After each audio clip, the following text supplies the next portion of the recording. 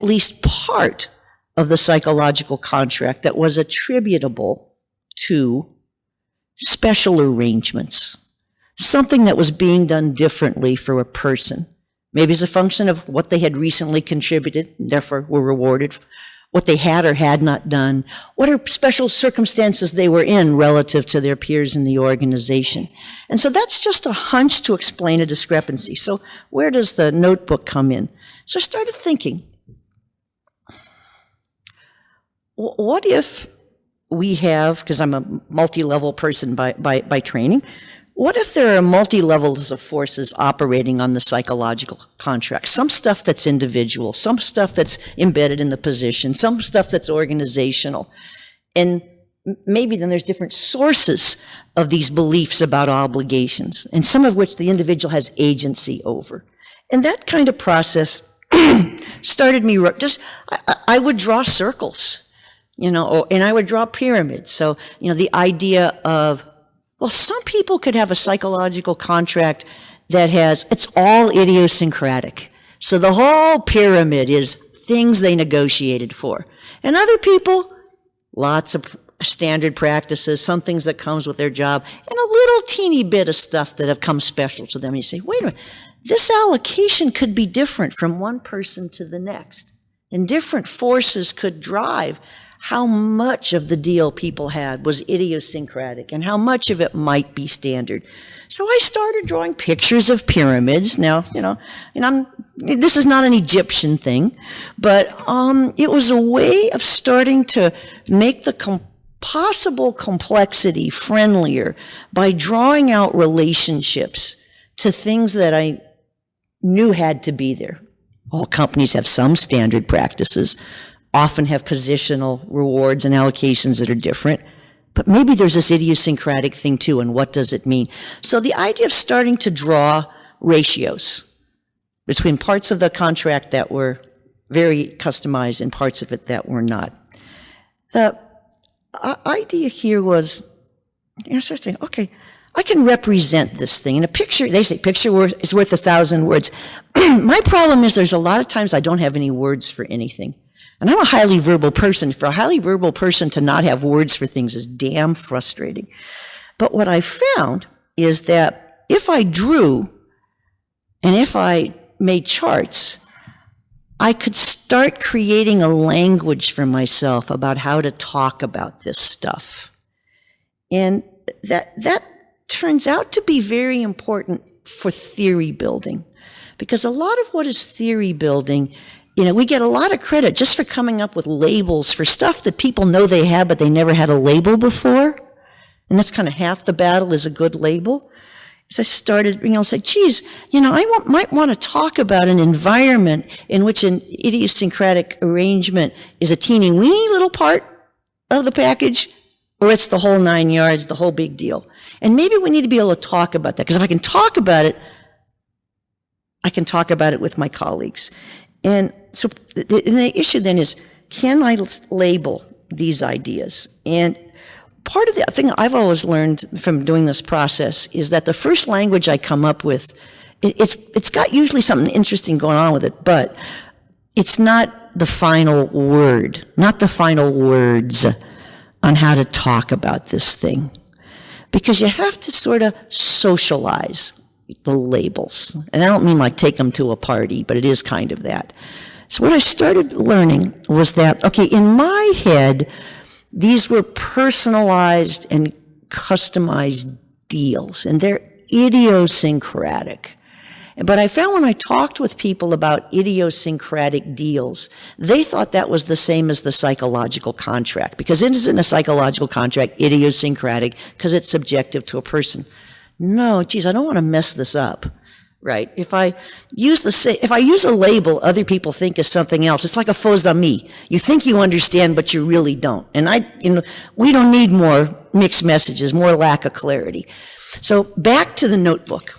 And so the idea is, what is an idiosyncratic deal or an ideal or a personally negotiated deal, and how is it different from other things people are thinking it is? And so I started making a list of what else co-occurs in this space with this notion of an ideal. Okay, so some people think it's a psychological contract, but I know it's potentially just a piece of it, so I gotta show that. Some people think it's breaking the law, because if it's an idiosyncratic deal, I talked to my French colleagues, it's an idiosyncratic deal, they're fiddling, they're doing something they shouldn't be doing. So, they kind of let their hackles go up because that's departing from the industrial relations model. I talked to some other people and they say that's favoritism. And I go, okay, I don't want to confuse ideals with favoritism, and I don't want to confuse it with shady deals, because that's not interesting. We know about both of those, but that's not what I think this is. There's some little space in the world, in the notebook, where this thing called idiosyncratic deals is distinct from cheating and is distinct from getting a special perk because you're the boss's nephew. What makes that up? Back to the notebook. What differentiates a shady deal from an ideal? So I start making a grid. So shady deals, favoritism, ideals. What are the things that are different? Well, first issue would be benefits to both parties. And one of my notions was there should be a space where individuals could bargain for something and it was a good. It wasn't cheating, and it was actually something that could be seen as legitimate. Okay, benefit to both parties. So maybe that's one of the differences with these other things, like favoritism, maybe not benefit to both parties, right? Doesn't benefit the organization, benefits the particular people involved who got a little thing going.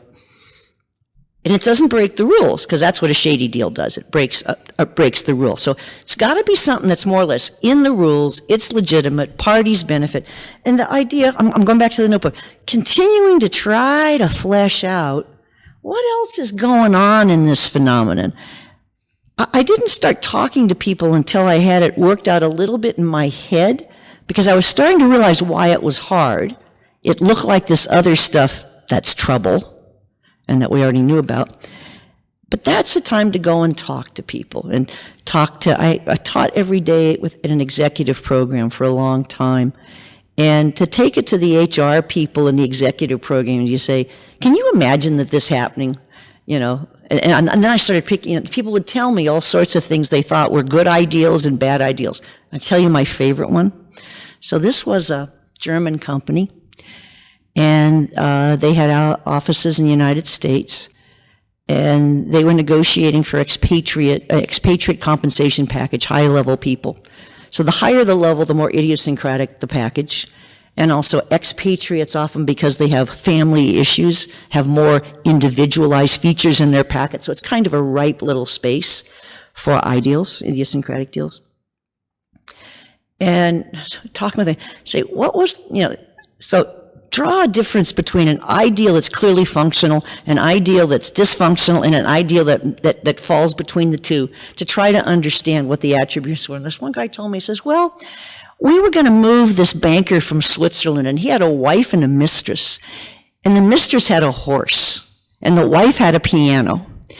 And we cut a deal to bring the grand piano for the wife and the horse for the mistress to New Jersey. But we couldn't talk about it for years. Now just think about the grand piano, the horse, and the mistress. And I'm going, okay.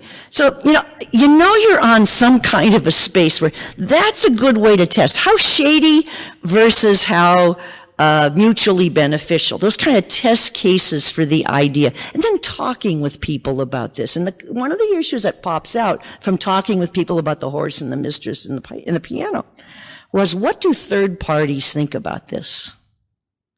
Because clearly to the organization, there's benefits, I guess, if this person is a good performer. But the issue of explaining to your employees, if they knew that the mistress and the horse got moved and the wife's grand piano, what is it about this that might upset third parties? Becomes a way of fleshing out another aspect on the grid of what the attributes are that make it shady, or ideals, or maybe this area of overlap. So part of what I'm saying is that idea of it's like fun with constructs, playing with a phenomenon, playing with an idea, in trying to get it clear in your own head what it is and what it isn't, and what might be hard for people to think about, what's hard for you to think about, and then do some iterations on it and work to get the language right. So, and that was kind of an important thing. And I find that very fun. That's one of the things I think I like most about this kind of work is the puzzles. But the puzzles that are something that's real, and then when you finally get it a little bit clear and you tell people about it and they go, and then the other stories and the experiences come out.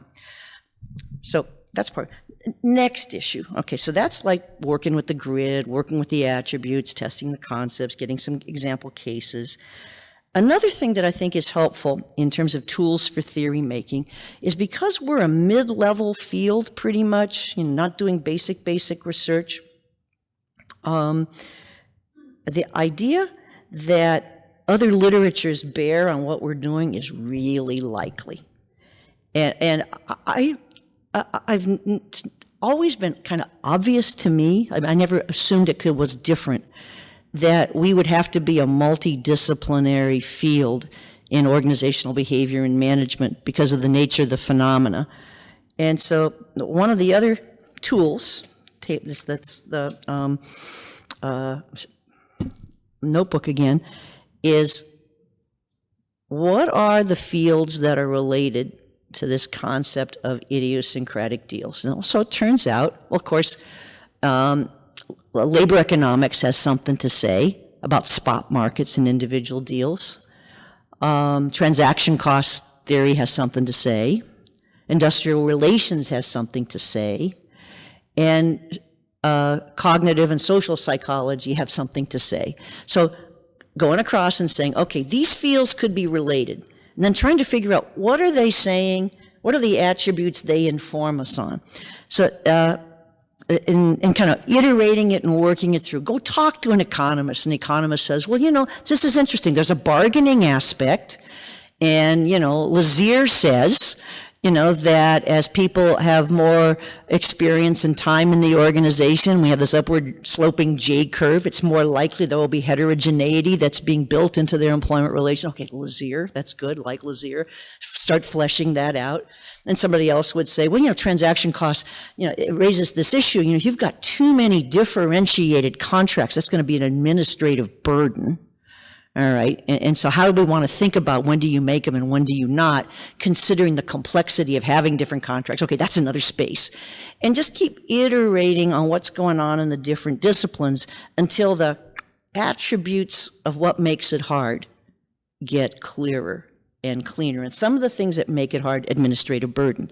Another thing that makes it hard, there are status issues, that not everybody gets one of these. People who are senior or high performers more likely to get it. Oh, that's an interesting differentiation because it's a status enhancing kind of thing. Got to add that to the theory building. So this is a grid about literature and about the pieces of the phenomena that pop when you think about, well, what does this different literature have to say about my phenomena? And to continue to dig and keep asking people, John, what do you think about this? Where would you go to read? Scott, where would you go to read? Lori, what do you think about this? Socializing the literature review to get other people's take on this elephant of this concept. And keep working on it and iterating it till it gets kind of deep. And one of the things that I realized, this process has made it easier for me to write AMR papers because it does here's what the construct is, here's what it isn't, here's what the other literature say, here's what it's not. That really helps. And I stole that from Jane Dutton. She did it first in her job crafting paper. That's where actually I got, he who steals from me steals twice. I'm very synthetic. I take ideas from other people, but I do cite. I try to be a good girl. Okay, so that's part of this issue of sticking with something and interrogating yourself and interrogating your friends and taking the show on the road and talking with people about these things. And what's really kind of nice is I realize in working on things like psychological contracts and ideals that sometimes I've actually been working on the issue longer than I thought. So I had to write a chapter for a book on psychological contract theory, and they were asking me to write where I got the work that I did, where it kind of came from. And I wrote an autobiographical piece. I wrote it in Italy when I was teaching in Italy, and I brought a big banker's box that was half dust and half articles to the place where I was staying in Italy on the afternoons when I wasn't teaching, took the lid off the box, pulled out these old psychological contract articles, which had marginalia, notes in the margin on all these things I'd read over the years, and I could see, like, geez, like back in 92, I was thinking about why might individuals have different psychological contracts in the same group. And I didn't even remember I thought that, but it was in the margins. So this idea that sometimes problems keep pursuing you and you're not conscious of it, I no longer get really uptight that, geez, I'm not making progress on this thing. I know it's burbling, because this is a burbling process. And that's been kind of exciting. The other thing, I'm getting ready to come to something more meta, but the other kind of trick for interrogating myself on what I've seen and what people are telling me, I think I got this from Ben Schneider at a conference, is maybe lay out some attributes with the phenomena. So I'm going to give you a psychological contract framework. Psychological contracts we recognize have economic terms, they have socio-emotional or relational terms, could mean many other terms too, and then they have varying degrees of uncertainty. So there's 3 dimensions: economic, socio-emotional, and uncertainty. If all 3 of those are present, there's an economic term, it's relational, and there's a lot of uncertainty. You can say, hey, that sounds like a high-performance work system. Okay. Uncertainty, people adapt, economic terms, relational commitment, and they absorb the uncertainty and they adjust. Well, what if none of those are there? No economic terms, no relational terms, but high uncertainty. That sounds like a transition when everything's going to hell in a handbasket and people no longer have any commitments. Okay. What if could you actually have something where there's nothing at all? It's neither economic, relational, and no uncertainty. No, that sounds like brain death. That's not real. But going through and working the combinations and saying, where have I seen these scenarios? What stories, what illustrations, what kind of data do we have about them, is a way of sort of deepening our understanding of the landscape of the field. So it's like the notebooks helping us interrogate. So I've got a picture here and some stuff that I wrote out that I'd be too embarrassed to show you because it's my work product, which is like, as they say, looking at how Chicago politics comes about, or sausage, or all the other cliches that we have. But the key idea is finding ways to get the puzzles to pop out by interrogating yourself and having conversations you can give with others, by exploring the nuances in the pattern. And I had so much fun doing this. So I'm going to stop here on this part and say, what I learned from doing this is that we often know more from our research experience than we can tell ourselves until we sit down and reflect on it. And so there's really a reflection and learning process of interrogation in doing research and understanding what's going on. Also learned that most of the things that turned out to be important and interesting to me were bundles of things, not one little piece. So one of the interesting things with idiosyncratic deals is idiosyncratic deals aren't just a deal between 2 people or a person in an organization, because what makes them so interesting and difficult is the shadow of the third party, coworkers, and the context in which a deal is made. That's a bundle of a phenomenon that you can't really think about just a dyad and understand what's going on. So when we talk about ideals, we really need to think about a different model of justice and exchange, a win-win-win, or maybe a win-win, no-lose, which was not a concept that existed until I realized this was a bundle. And that opens up some opportunities. So self-interrogation, reflection, testing it out, finding out about the mistress and the horse, stories that are they're so vivid, you just don't shake them, so some funny stuff's out there. The last set of things I wanted to talk about, because I said I wanted to explain how come I have a 3,000 hit article in the Employee Rights and Responsibilities Journal, and everybody always wants to know about that, and that's a very important story. So one of the things that I learned from doing this process and sticking with something long enough because I was really interested in it and really curious, and I cared to get it better, if I could, is the need to declare victory. Now, what do I mean by that? I'm an IO psychologist. My idea of the perfect morning is I get up, somebody makes me breakfast, and Journal of Applied Psychology accepts my paper. That is a perfect morning. I don't care what the weather is. Somebody's feeding me breakfast, and I have a JAP acceptance in the mail. I love JAPs, which is why I'm so envious of you. That's just the sweet. That's the best. I love that. It's my home, intellectual home in so many ways. So I try JAP, and I try AMR, and I try, I know where the high status journals are. And then you say, oh shit, am I ever going to get this off my back? And here's what declaring victory means. It means you get to a point where what you're working on it's got something going. It's part of a larger program, but it's keeping you from doing everything else. Declaring victory is saying, where can I put this thing so it's out? You do not leave it in a file. Do not publish it. What did I tell you? Do not publish it. Send it out, get it out, send it to Psych Reports, write them a check for $400. Get it out. Because if it's decent enough that's affected your thinking, it should be out. It's part of the research record on the phenomenon. But I had a paper that had gone around and around at AMR, and I thought they were going to take it, and I'd worked on it for 2.5 years. It was the first thing I ever wrote in psychological contracts, and they rejected it, and I got, oh my God. I have so many other things I want to do. I'm tired of this paper. I know what I think about it. I can't learn anymore right now. I just didn't have the cognitive capability to learn anymore, the emotional wherewithal. So I sent it to that journal, and they still took me 2 rounds, but they did take the paper, which most of you have probably never read, but I bet there's a few people in the room that have actually cited, for which I thank you. And my mother thanks you, my kids thank you, because it's been very important in my life that paper got some attention, because it made it possible for all the other papers that got into better places, that got more play, and it let me move on. Because at least there was some evidence in the research literature that defined some constructs that I could reference when I wanted to do now empirical papers, not just theory papers.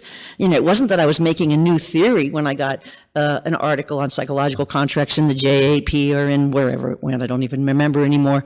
I know publishing well is the best revenge. You don't have to remember where it came out. Just know that it got out. But the good thing was it was out and I could cite it. And it's a lot easier to get later things published. If you have something out, you can cite. It's really weird. Self-citation is a good thing. And I've made a career on that because at least I can say I'm not, there's at least one other crazy editor who thought this was good and they took it. And of course, years later, when I go back and I read that paper and, I could see all the problems with it, but there was no more I could have done with it from where I was. But it was out and it was off my back, and it hasn't done me any harm. But it was also sort of a lesson about, there were limits that I had that I was not going to be able to overcome. I needed to move on to empirical work, because then you have a much stronger case and other things came easier. So the need to declare victory is really is important, is to know when to cut your losses. Don't keep things in, don't keep sending it out, get feedback. But a lot of good people had given me feedback and this paper wasn't moving, so I kind of knew I was up against the wall. I think another issue is the idea of don't get hung up on the journal where things come out in, because I don't think that I've necessarily put lots of things in super prominent places. I've written books, and books have been very helpful because there's no editor on your neck when you write a book. You have elbow room. You can say important things. I wonder sometimes if anybody really reads them, but anybody who's ever been cited or quoted wonders if the person who cited or quoted them has read what they wrote. But that's just inherent in the translation process. But being able to get books out because there were papers in different places and having some case really helped create an intellectual space to develop ideas. And for me, that was very important. I know that some of you are in environments where things get counted, and you need an A and a B and a C and a this, that, and the other. I've been very fortunate as I've been in 3 universities and they had no counting systems. My personal observation is that organizations, that universities use counting systems because they don't trust their faculty to read each other's work. And I've been in environments where my colleagues trusted each other to do an appraisal of the work and make a decision about the case. And I'd much rather be in a high trust environment. And I have been in high trust environments. You don't always get to choose your environment. But one of the ways in which I think it's important to not be so seduced by the grading system that you don't get good work out and build a program is being programmatic is more important than getting a few papers in an A journal. Creating a body of work that generates interest, citation, which means use, and lets you cover the waterfront of different aspects of what it is that you're working on. I really feel sad that book chapters are not getting credited, because lots of times book chapters, if you're not going to write a book chapter is another way to develop some ideas. I was very lucky to get to work with Violet Ho when she first came to Pittsburgh at Carnegie Mellon on kind of the relationship between ideals and compensation and how rewards are allocated. And we put it in a chapter because it let us capture our ideas. It gave us a task to work on the ideas. Later, I wrote a book on ideals, and she wrote an AMR paper on the social networks that people rely on when they're trying to get information about different kinds of rewards. Are they contingent? Are they offered to all? Are they position-based? Are they idiosyncratic? Are they organization-wide? And she developed an approach using the social network theory to understand the information people would use to understand the phenomena of reward allocation in their organization. We would not have been able to do that book or her AMR paper without the good work of writing that book chapter that gave us a project, deadlines don't hurt, a clear task in an environment, and I think that's very, very important.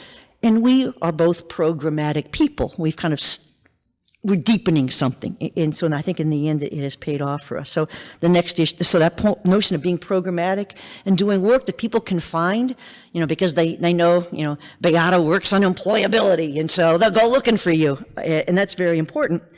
Last issue I guess I would raise is what I've seen as a real advantage for me. It has helped me a lot. And I think it's borne good fruit in terms of some impact, has been the integration of research and teaching. So what I study, I teach, and what I teach, I study, at least some of it. It probably is easier because I'm a psychologist, and so I'm teaching change management and decision making and HR and stuff like that. And so psychological contract, idiosyncratic deals, evidence-based management cuts across it. But I want to go back to the programmatic part. And that is, you remember Boyer's continuum of scholarship, where he talks about discovery and then, kind of applied research and the teaching and the practice implications. One of the beauties of sticking with something and developing it is that you get to try multiple methods with it over time. The lab research I've done has always been on students, basically. So the white rat of lazy organizational psychologists like me. But it's a methodology that's available and something that they can learn from. To write cases around the research so that people can then understand the concepts that we're working with better, but also I get to learn from their thinking about what are some of the trade-offs. Would people make an idiosyncratic deal here based on the attributes of this problem I've given them? It's fascinating stuff. And then also being able to create, because we're sticking with it and we're teaching people about it, checklists and guidelines for practitioners. Because one of the things I think we're really short on in management research are translation tools. Our instruments, survey measures, and are useful ways in which practitioners can sometimes take up the product of research and apply it in their own organizations. But checklists and guidelines to help people figure out, well, under what conditions should I create an ideal, and what should I do to manage it? The foremath, the mid-math, the aftermath, that to try to codify it. And having students who are professionals is a way of field testing and developing that kind of material. And I'm a very big believer in the need to create knowledge tools that are more that support decisions in organizations informed by research, and that sometimes the lead is the classroom. that then can become the basis of a practice publication, like an org dynamics or somewhere, but also operationalizations for the students. I guess that's what I wanted to say. That's kind of what I thought might be interesting in terms of, honestly, I think that's kind of how things have come together for me in a nice way, and I've had it it's never been boring because there's always different ways of learning about it.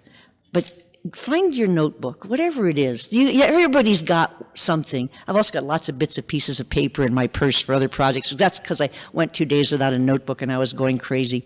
But I would be very interested in knowing what your tools for theory building and tools for thinking are, because I think that's a useful thing for us to share with each other. That's kind of the silent private work, but it could be very powerful. So I'll thank you, and I'm happy to take questions or comments or observations or whatever. Thank you.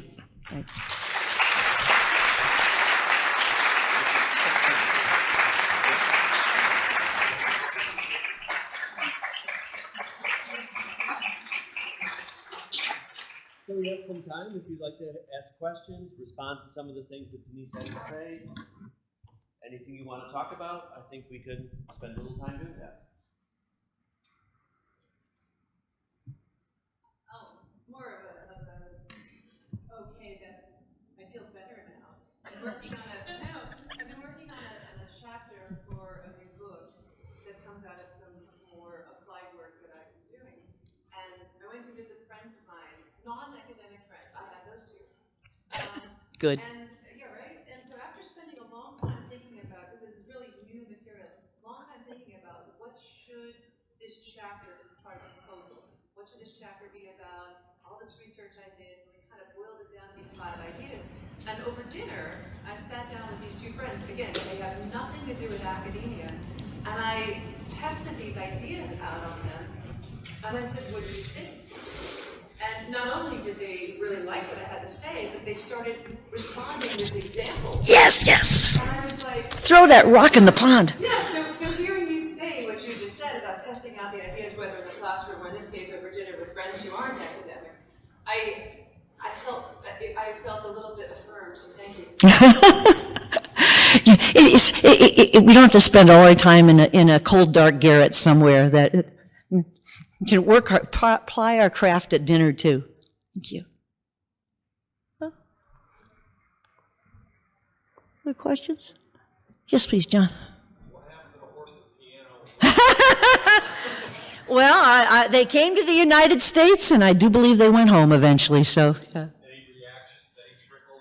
Oh, I don't think as it was said to me, there was never another similar deal made again. Because when people found out, they were incensed. Because you have to remember, there would have been other expatriates, perhaps not as prominent, who they might have asked for extra support for their kids' tuition or something, and were told no. And you mean the mistress and the horse got paid for? That was the issue. Good point.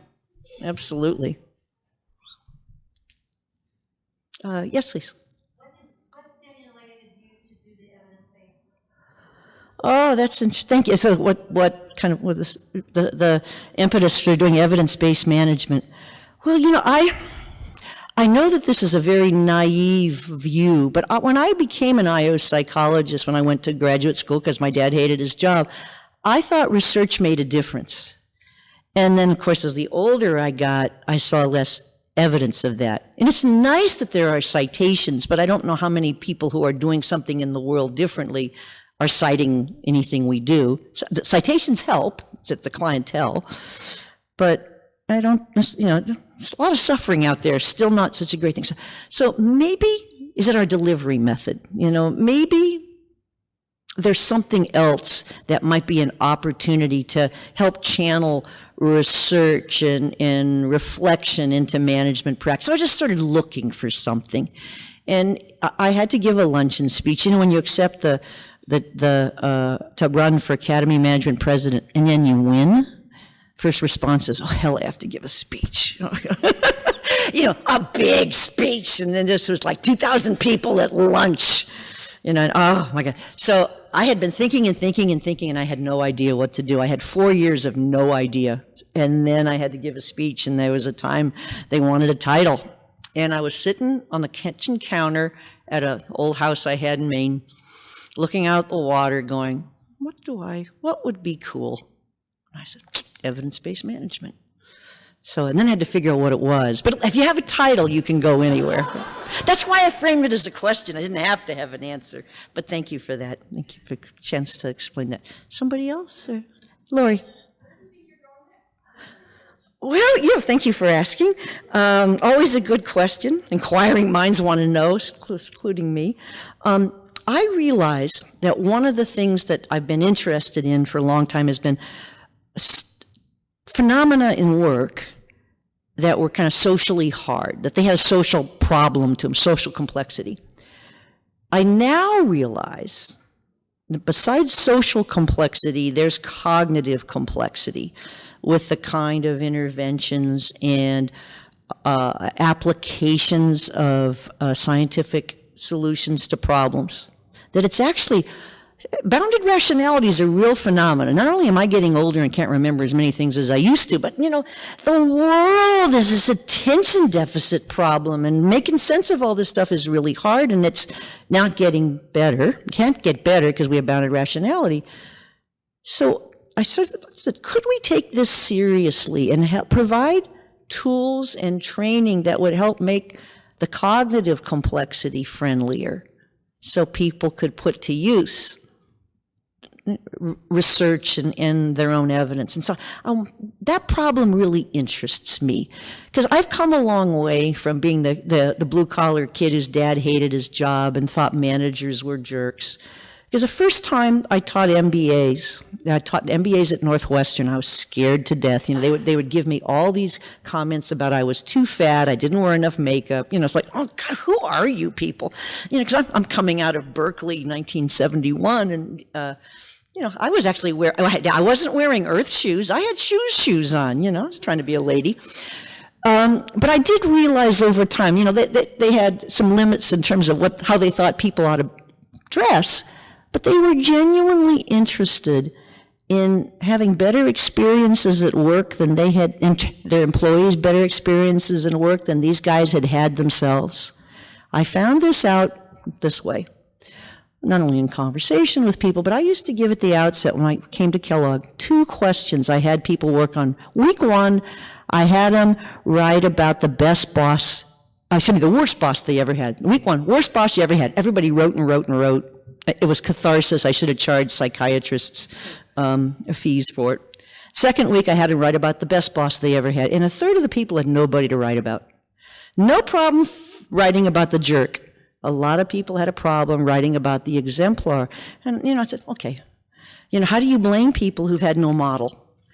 And since we tend to manage as we've been managed, part of the issue is, start now, start here. What's a model for them? And I do think that is a real issue, is the need to prime the world with examples and to give people an opportunity to learn by doing, to behave in a more positive way. And so it's really changed my teaching to be oriented towards positive practice and to teach positive practices. And I see evidence-based management as part of a positive practice.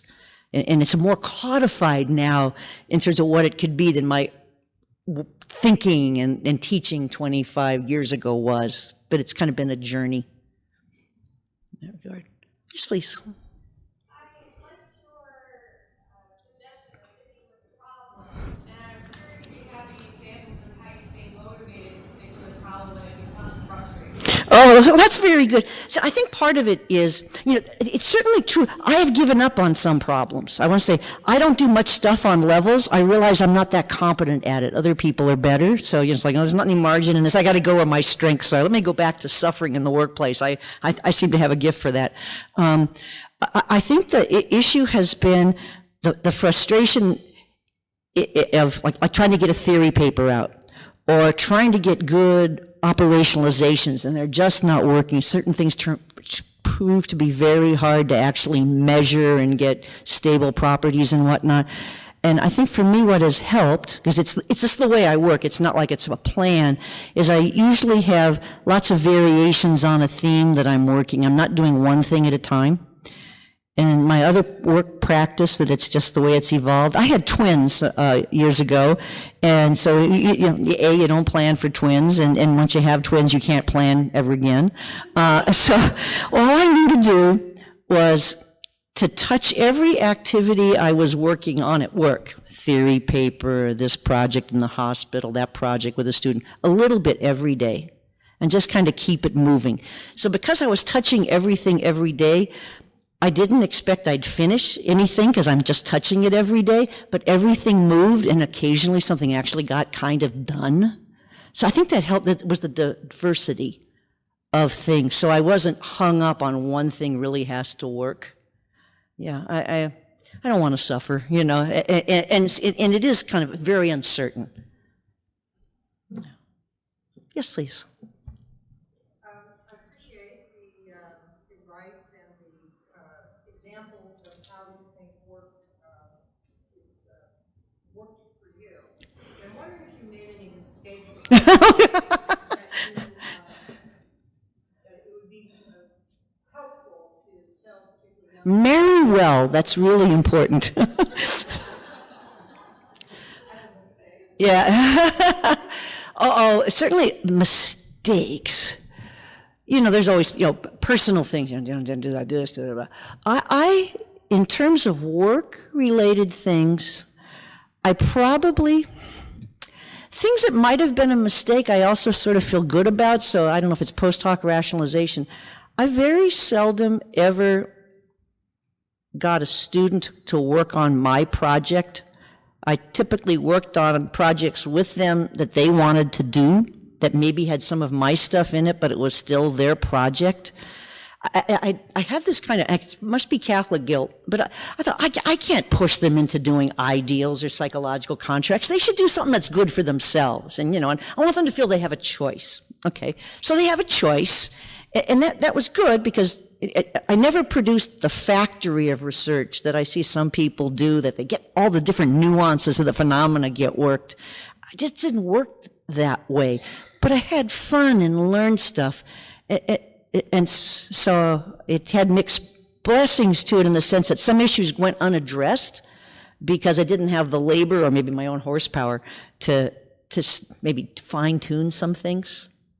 And I can see advantage to doing that. I quite admire it when I see somebody's really built an edifice of work. It's quite impressive. What saved me on that is the fact that a lot of people got interested in psychological contracts and ideals, and they picked it up, and they did cool and neat things, very often stuff I didn't think about. So we kind of got there another way. So there's that. If I had done it sooner, and here's what I would have done sooner if I could have. What has helped in the last 5 years is we have two kind of collaboratories. There's a team of people doing psychological contracts research and a team of people doing idiosyncratic deals research, and they're like all over the world, and they're a lot younger than I am, which is really the good and important thing. And we have a conference every 2 years. 1 year it's one group, and the other year it's another group, and it's kind of self-sustaining. And that the needle is moving in the work that we're doing. And if I had thought to do that earlier, because it was the case that like by 1990, most of the students I was working with were international. They weren't American born anymore. And what this is fueled by is the fact that all these people are all over the world interested in similar things to me, and now we have a community. So to create that community and get it up and running and support it and share the organizing of it with other people, because I think it's really helped us improve the quality of what we do and disseminate it and give each other feedback. That has worked nicely, and I just didn't think about it until recently. Other questions, comments? Well, we're about a quarter after. Oh, yes, please. Yeah, Faye. A little louder.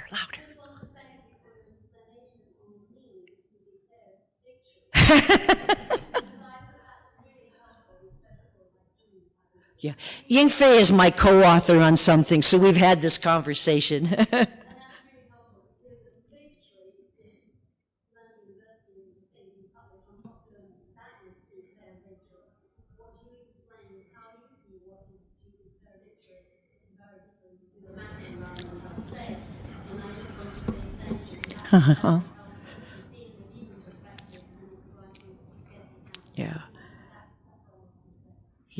Oh, I thank you for that point. So the idea being that there's lots of different ways one could construe declaring victory, and I'm talking about it in the sense of your program, this work that you're going to do over time. If you think about it that way, these various issues about where work gets placed are less critical. Over time, you will get great hits, and you'll have some supporting roles too, and it comes together.